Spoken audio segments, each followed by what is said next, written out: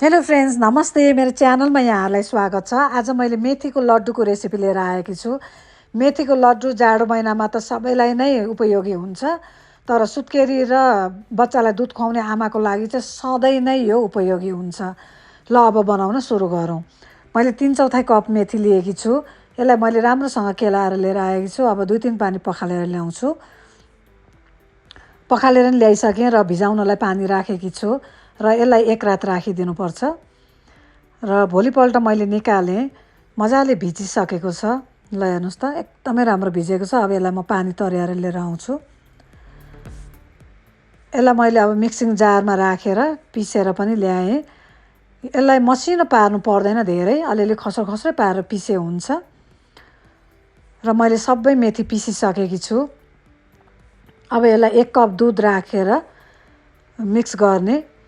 यो मेथी चाहिँ एकदम तितो हुन्छ, एउटा एक किसिमको कडक स्वाद आउँछ यसमा चाहिँ। त्यो हटाउनको लागि यो दुध राख्नुपर्छ र फिटेर 3-4 घन्टा राखिदिने। म चाहिँ फ्रिजमा एक रात राखिदिन्छु।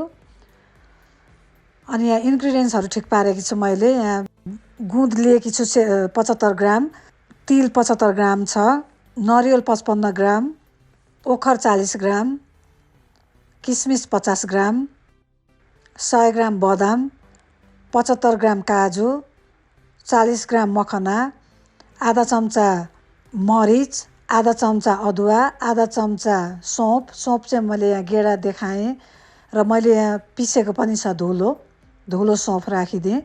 अनि आधा चम्चा सुकुमेल र 400 ग्राम सक्खर छ र घिउ पनि चाहिन्छ हामीलाई अलिकति।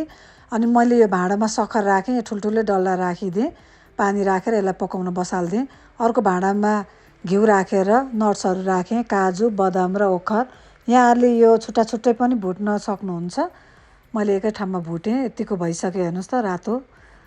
यतिको भएपछि अब यसलाई निकालिदिन्छु म। अनि त्यसैमा घिउ राखेर अब मखना राखेर भुटिदिउँ।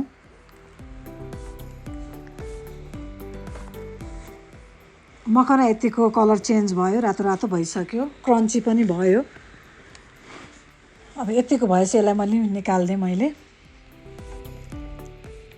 अनि त्यसैमा फेरि घिउ राख्ने र गुँद राखेँ मैले आधा गुँदलाई फुराइदिने पहिला।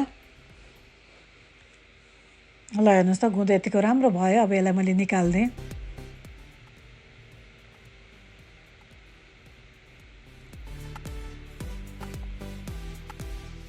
फेरि बाँकी भएको आधालाई पनि राखेर फुराउने।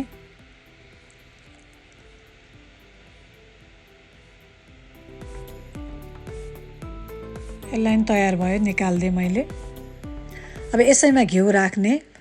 यता सक्खर पग्लिसकेको छ सबै नै। अब यो फोहोर हुन्छ, एकचोटि छानिदिउँ सक्खरलाई र यसलाई म पकाउन बसालिदिन्छु।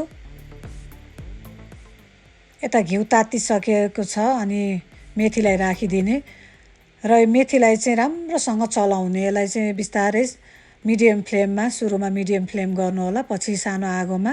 धेरै बेर लाग्छ मेथी भुट्नलाई। राम्रोसँग चलाइ भुट्ने। यता मेरो सक्खर पनि पाक्दैछ, उम्लिँदैछ, मेथी पनि भुटिँदैछ।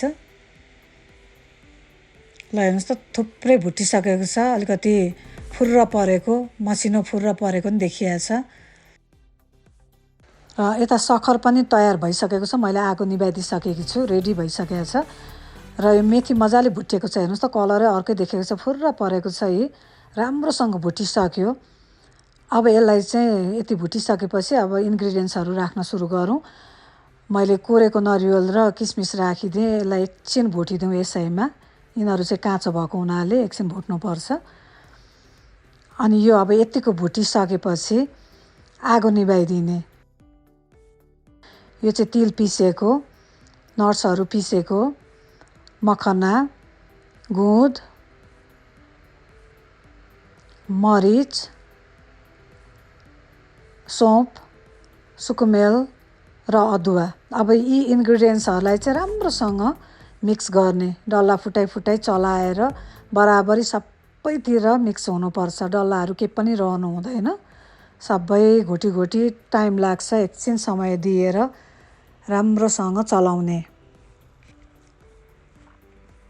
एकदमै राम्रोसँग चलाउने।